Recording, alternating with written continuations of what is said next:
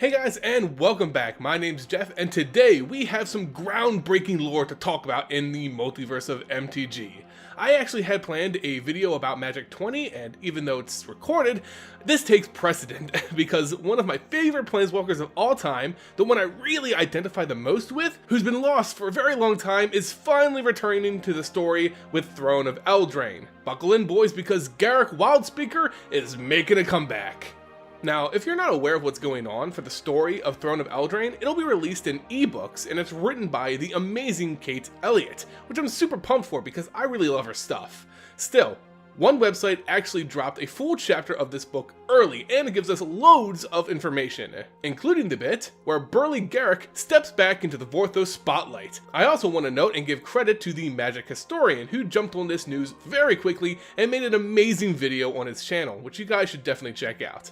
But today, let me give you guys my interpretation and some background on where Garruk has been up to this point. First, what's actually happening on Eldraine? What's the main story arc?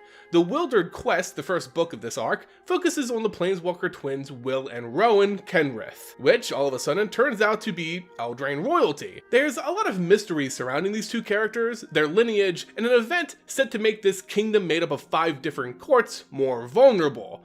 It seems the High King could be in high trouble. Either way, they're tracking their father's procession through these 5 courts, assuming these courts will each represent a color in MTG.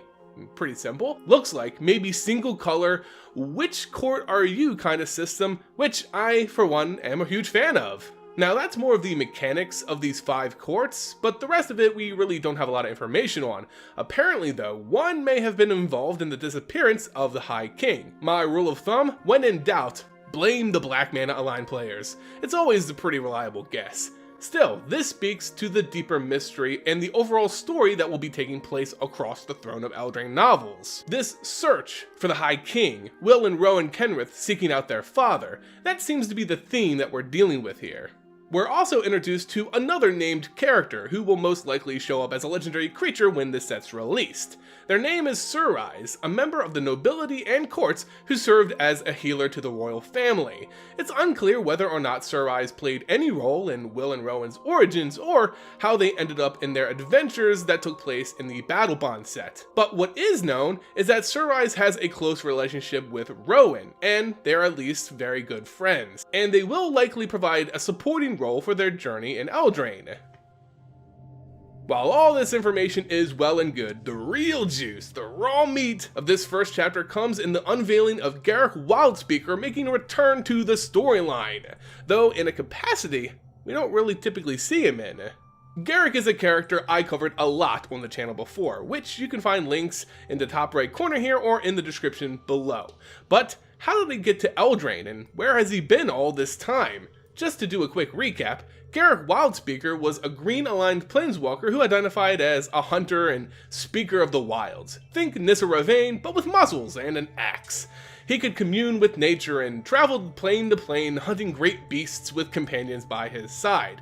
Always looking for that next big kill, you know? However, this all took a drastic change in course when he ran into the necromancer planeswalker Liliana Vess. Bumping into each other on Chandalar, Liliana unknowingly killed one of Garruk's summoned wild companions, breaking a precious soul link he had with the animal. Garruk, understandably, attacked the unknown planeswalker, forcing Liliana to use her newly acquired Chain Veil on him. So basically, it's a John Wick situation. The Chain Veil is an evil artifact containing, and this isn't a joke, the spirits of thousands of ogres who all lost their lives in a single night to its curse. So yeah, it's brimming with a lot of dark energy. And using the Chain Veil, Liliana was freed, but Garruk found himself in a controversial pose and was ultimately corrupted by the dark forces of the Veil. It turned Garruk sour, putrid, his thirst for the hunt knowing no limit. Soon, animals and great beasts weren't enough to sate him, and he began hunting the most dangerous game of all, Planeswalkers. Before that point though, we did see him make a return in the original Innistrad block. This was right after his corruption, and he was trying to free himself from the curse. He had tracked Liliana Vess to Innistrad, but was unable to exact revenge on her or free himself.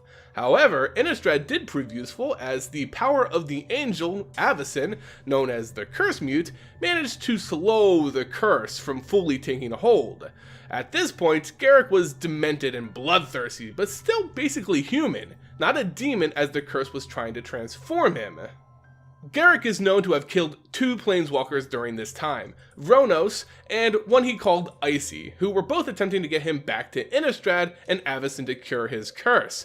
However, Garruk didn't want to be cured. He loved this new power filling his body, and the temptation of the Veil Curse was too much for him to deny.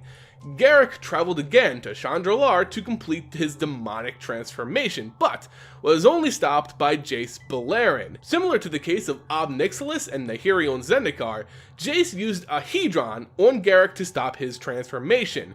This was successful, but not fully. Garruk was no demon, but the curse still flowed through him. He would hunt Planeswalkers, only sparing Jace's life as a courtesy, vowing to kill him if he ever met him again. And this is where he was left. Garruk is last seen jumping from plane to plane on the hunt for more powerful Planeswalkers to murder. It's actually noted that Nicol Bolas took him into account with his plans on Ravnica in War of the Spark. Bolas wasn't afraid for his own life, but rather for the lives of the Planeswalkers he needed the sparks of. If he brought Garruk to Ravnica in his scheme, the Demented Hunter would have killed way too many precious sparks before Bolas could use them for his ascension. Thus, Garruk was excluded from his plan. Damn right, Garruk, too murderous for even Nicol Bolas. This is where we see Garruk's entrance to the Eldraine theme. He is again hunting a Planeswalker, this time a new Planeswalker named Oko. Oko is a Fey Planeswalker, Feys most commonly being depicted as fairies, sprites, or just small winged humanoids with mystical powers and mischief. The Fey, for me, were iconic to the plane of Lorwyn, when we got such identifiable members of the race as Una, Queen of the Fey, and again, it looks like this race is returning in Throne of Eldraine. As Garruk hunts and tracks Oko, the little Fey manages to get the jump on the wild man, subduing him with nature magic, summoning thorns and vines to bind Garruk as Oko's other magic takes effect. The Fey transformed, shapeshifting, and put powerful, mesmerizing spells on the mind of Garruk. All of this overtook the default stance of kill, kill, kill, and effectively made him the slave of Oko.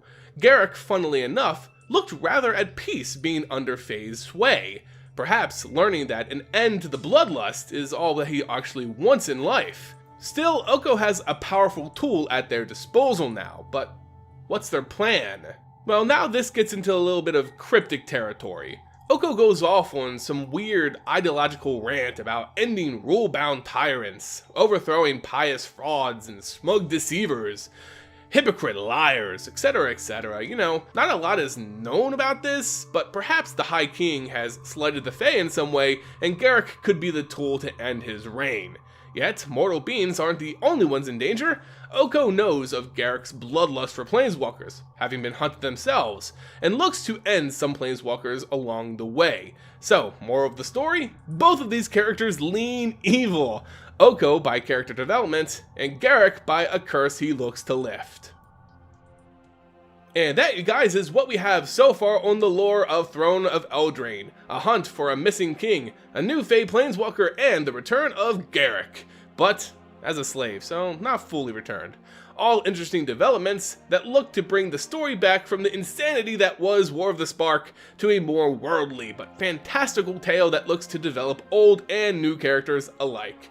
Now, I ask for your own opinions on the story thus far in Eldraine. Let me know what you guys think in the comment section below. If you enjoyed the video, well, thank you so much. You can help support the channel by leaving it a like, subscribing to the channel, and of course hitting the bell so you never miss out on a new video. As always, guys, thank you all so much for watching, and I'll catch you next time. See ya!